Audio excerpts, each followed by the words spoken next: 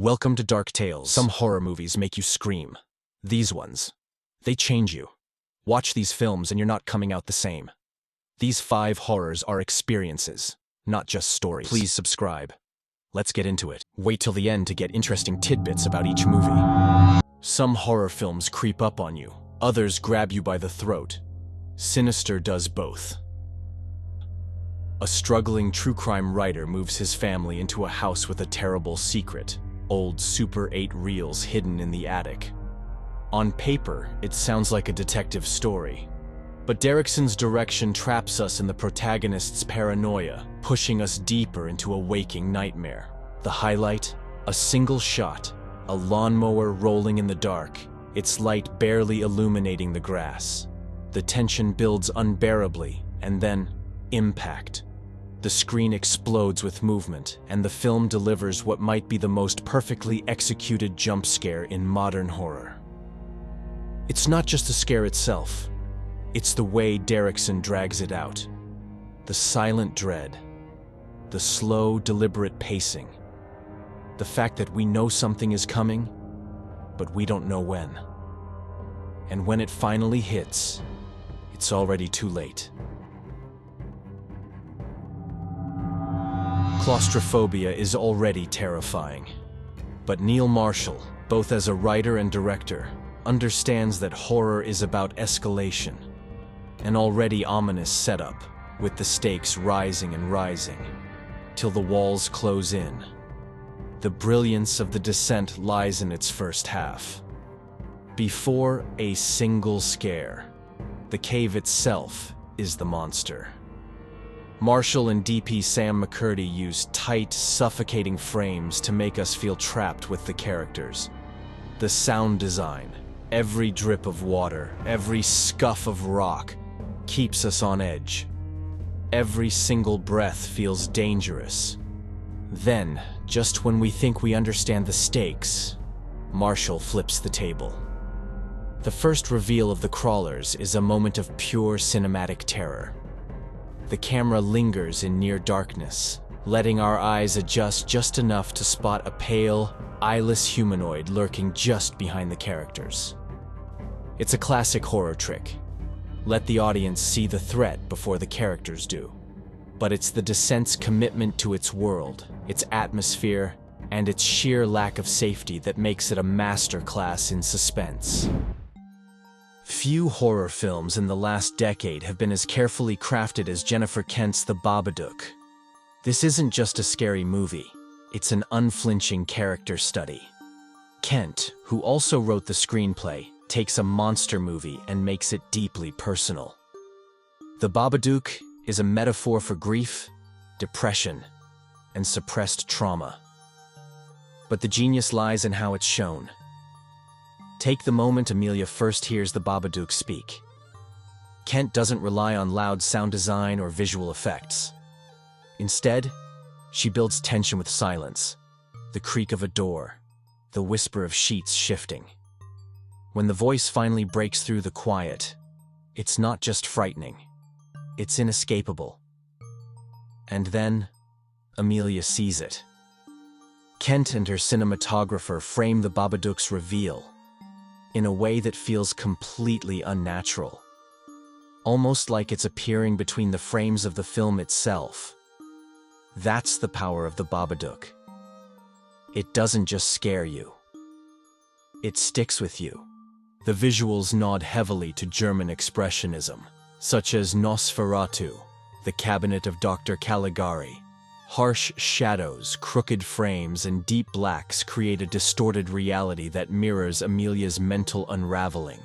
There's even a deliberate switch in aspect ratio at moments to draw focus and heighten unease.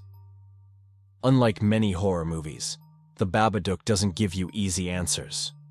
You're constantly questioning, is the monster real? Or is this all in Amelia's head? That ambiguity is where the real fear lies, and it sticks with the audience long after the credits roll. Ari Aster doesn't just make horror films, he makes experiences. Hereditary doesn't rely on jump scares or loud noises. It thrives on pure, psychological dread, And one of its most terrifying moments is a perfect example of how horror can exist without a single sound. Peter wakes up in his bedroom. The shot is wide, dimly lit. Nothing unusual. Except there is something unusual. We see her. Annie, his mother, clings to the ceiling like a shadow. The audience sees it first, long before Peter does. There's no stinger, no music cue. Just stillness. That's what makes Hereditary so powerful.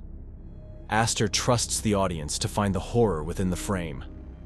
And when Annie finally moves, it's not a sudden jolt. It's unnatural, wrong. Something that shouldn't be happening, but is. The real horror of Hereditary? You can't look away. Aster described Hereditary not just as a horror film, but as a family tragedy wearing the mask of horror.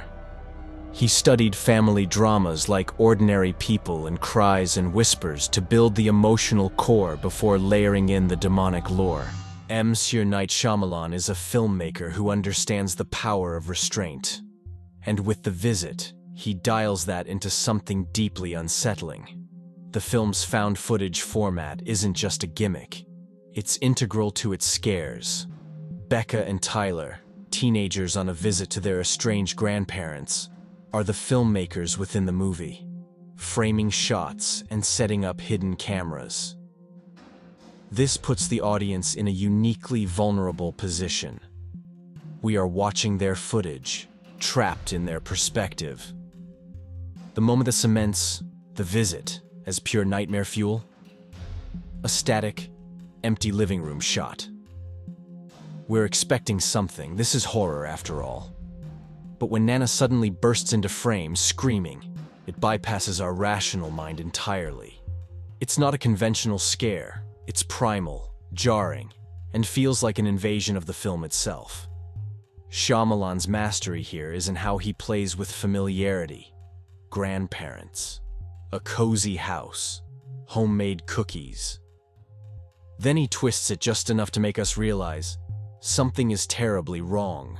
The biggest emotional punch comes in the climax, when the mom, played by Catherine Hahn, reveals why she left her parents and why they never met their real grandparents. There's shame, unresolved family trauma, and the painful reality that sometimes people just don't get to make peace before it's too late.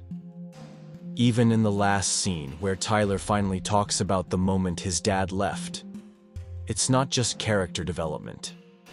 It's a direct answer to the film's central fear. Avoiding pain only gives it more power.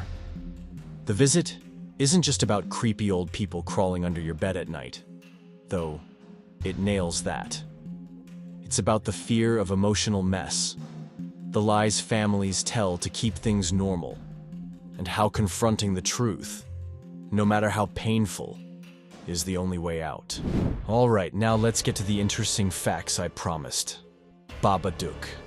The book was real. The filmmakers made actual pop-up versions, and later sold them as merch. It inspired a meme renaissance. The Babadook became an unexpected LGBTQ+ icon online. Seriously. After Netflix mistakenly categorized the film as LGBT. The internet ran with it. And now he's a queer horror legend. Sinister. The Super 8 murder films were shot on actual Super 8 cameras to keep them authentic. And none of the actors were allowed to watch them ahead of time. Their reactions in the film are often genuinely horrified. Yup, after a string of studio misfires, The Happening, The Last Airbender, Shyamalan decided to go indie. He self-funded The Visit with a modest budget of $5 million, shot it in secret, and partnered with Jason Blum, of Paranormal Activity fame, to produce it. The result? A global box office haul of nearly $100 million. It's the film that brought him back from the edge. A true horror comeback story. I do not care what anyone says about Shyamalan, our boys got it. The Descent, the cast didn't see the crawlers. Until filming, the director, Neil Marshall, intentionally kept the actors from seeing the crawlers, those pale, humanoid, cave-dwelling monsters, until the very first take of their encounter. So when you see the character screaming, frozen in shock, or scrambling away in raw terror, that's 100% real fear. The actors had no idea what the creatures looked like, and it shows. Ari Aster, in his feature debut, Hereditary, was originally going to show Charlie's decapitated head rolling on the road in gruesome detail, but in a stroke of directorial restraint and sheer psychological genius, he chose to hold the shot on Peter's horrified face instead. The aftermath, the slow pan to the next morning, the sound of Annie's screams, the flies buzzing around the head later, made it far more haunting than any gore ever could. It's a masterclass in tension and dread, and a prime example of how Hereditary gets under your skin by showing less and implying more. There is a reason why Hereditary did not actually scare me. It devastated me. Either people love it or hate it. What is your opinion? Comment below.